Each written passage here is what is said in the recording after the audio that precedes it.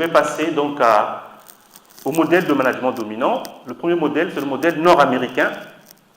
Ce modèle, on le trouve au Canada, aux États-Unis. Quelques pays européens très ouverts à la culture anglo-saxonne ont aussi ce modèle. Ce modèle, quand nous disons « je fais le management par projet », souvent à la mode, je fais le management par projet, par objectif.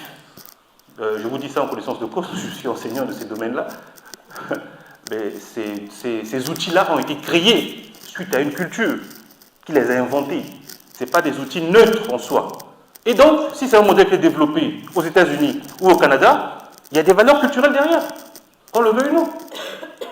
D'accord? Donc, ces modèles-là, si ça vient du modèle nord-américain, la doctrine à la base de ce modèle, c'est la doctrine néolibérale. La doctrine de laisser faire.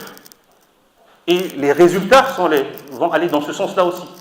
Il faut le savoir. Je ne dis pas que c'est bien ou c'est mauvais, mais il faut le savoir quand on prend un modèle. Dans ce modèle-là, c'est le libre-échange qui prime, l'initiative privée, la prise de risque, un individualisme et un opportunisme. Une personne qui réussit, même si elle a la pauvreté autour de lui, il est honoré en quelque sorte. Le profit maximum immédiat, la séparation de vie privée et vie familiale, le faible rapport hiérarchique dans ce modèle nord-américain, c'est-à-dire qu'entre le PDG et l'ouvrier, il n'y a pas beaucoup de formalisme en fait, parce qu'on veut gagner tout de suite, on veut exploiter tout de suite.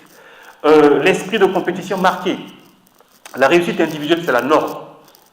Donc quand vous prenez des modèles, chers entrepreneurs africains, il faut souvent vous renseigner d'où viennent ces modèles et ne soyez pas surpris de vos résultats. Ne soyez pas surpris de vos résultats. Parce qu'il y a une faiblesse intellectuelle que nous avons à interroger les modèles que nous utilisons, parce que, soi-disant, c'est fait sur la base des modèles mathématiques, donc c'est neutre. Non, c'est faux. Vous avez le modèle asiatique. Le modèle asiatique, ce modèle asiatique, si vous allez en Indonésie, en Malaisie, les modèles qui sont développés là-bas sont irradiés par la culture religieuse qui est l'islam. En Asie, il n'y a pas que l'islam. Il y a le bouddhisme qui touche le Japon, qui touche des pays comme la Birmanie. Vous avez le confucianisme qui touche la Chine.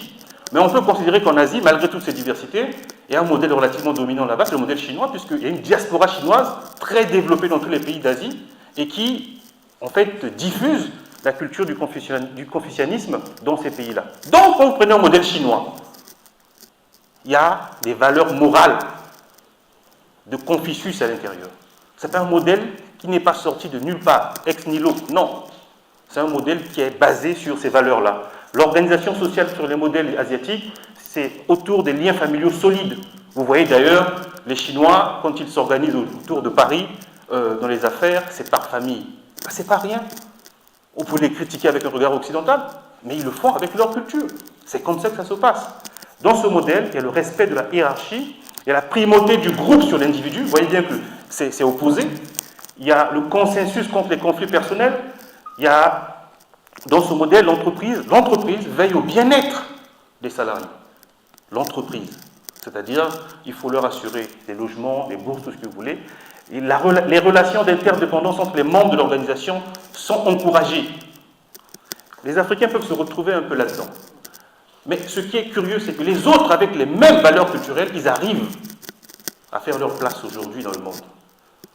C'est pour ça que nous devons être conscients des limites et des possibilités de nos valeurs culturelles. C'est très important. Je vais prendre deux autres modèles, en Europe en particulier. On a par exemple le modèle, en Europe, je prends le modèle français parce qu'il est très distinct du modèle par exemple allemand. Le modèle français est basé sur une importance de l'administration de l'État dans les entreprises. Ce que vous ne verrez pas forcément au Canada ou aux États-Unis. Ce modèle est particulier parce que la majorité des capitaines d'industrie formés sont en fait formés par l'État, notamment de deux grandes institutions, l'ENA, Polytechnique et il y en a bien d'autres. L'exemple type, c'est celui qui va devenir probablement, certainement le président français, voilà, qui navigue entre l'État, le privé, l'État, le privé. Ça, vous ne verrez pas ça dans le modèle, par exemple, anglo-saxon. Je pense que tout le monde a compris de qui je veux parler. Et donc, ce modèle est particulier. Quand vous le prenez, ce modèle français, il a des particularités culturelles. En France, on ne devient pas capitaine de grandes entreprises comme ça. Si vous n'avez pas fait l'ENA ou Polytechnique, on vous regarde avec des gros yeux. Il y a certainement des gens qui existent, qui n'ont pas fait ce parcours, mais ils sont rares. Il faut comprendre ce modèle. Ce n'est pas le modèle allemand qui n'est pas comme ça. Donc, ce modèle est très centralisé, forte centralisation. Il y a une forte distance hiérarchique dans ce modèle. Forte distance hiérarchique. Vous ne pouvez pas rencontrer un PDG en France n'importe comment. Il y a toute une... D'accord. Et le fonctionnement est de nature pyramidale, verticale en tout cas. Hein, et donc, par exemple, les entreprises peuvent faire des bénéfices avec des exonérations fiscales. Ce que vous ne trouvez pas, par exemple, au Canada. Vous voyez ? Donc, c'est un modèle qui a ses fondements culturels. Il ne s'agit pas de rejeter ou d'accepter, mais il s'agit de les comprendre en tant qu'entrepreneur. Le dernier modèle, européen toujours, le modèle rhénan.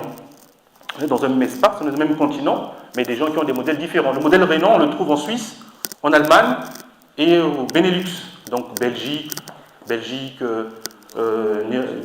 la Hollande et puis le Luxembourg. Ce modèle est basé sur ce qu'on appelle la cogestion. De Gaulle a essayé en vain en France d'importer ce modèle, ça ne marche pas. Les valeurs culturelles sont trop fortes en France. Hein? Intense participation des acteurs de la société, protection des personnes, répartition des fruits de la croissance, ce modèle rhénan, élimination des inégalités les plus criantes, recherche du consensus de l'intérêt général entre dirigeants, actionnaires, salariés, syndicalistes. C'est le modèle rhénan. Ce n'est pas le modèle français. Et quand vous regardez bien, d'ailleurs c'est très indicateur, quand on veut créer une entreprise en France, quand vous créez par exemple une SA, une société anonyme, le modèle qui vous est proposé, c'est le modèle du PDG, c'est le modèle du roi, président, directeur général. Avec un conseil d'administration, lui c'est le chef, conseil d'administration, et le reste est salarié, le peuple. Le modèle allemand, non, c'est le directoire. Différent. Directoire. Et le conseil de surveillance. Donc, il surveille le directoire.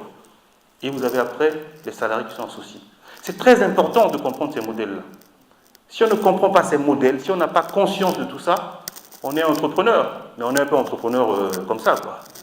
Ça fonctionne plus ou moins, ça ne marche pas, on se plaint, tout ça. Mais bon, on ne comprend pas trop le monde dans lequel on est.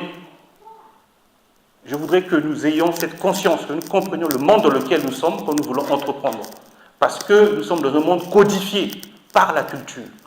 Et vous voyez, je viens de faire un tour d'horizon du monde économique qui est en fait irradié par la culture. Et nous ne rentrons pas dans un monde vierge. Parce qu'on est entrepreneur, on arrive, tout se fait parce qu'on a des idées. Non. Selon l'outil que vous utilisez de gestion, c'est un outil qui a été façonné dans un cadre précis.